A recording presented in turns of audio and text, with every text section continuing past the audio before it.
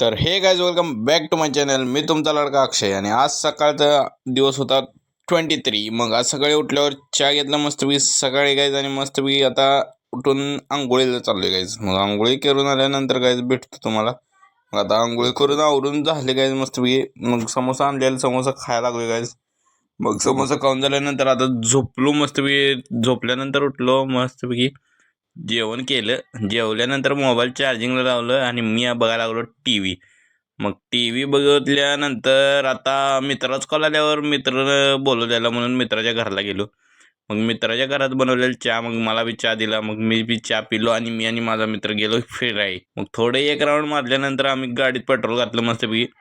मग आता पेट्रोल घातल्यानंतर जरा आणि थोडं फिरलो आणि मग आता घरला आलो मस्तपैकी. मम्मीने चहा बनवलेला फोन केला.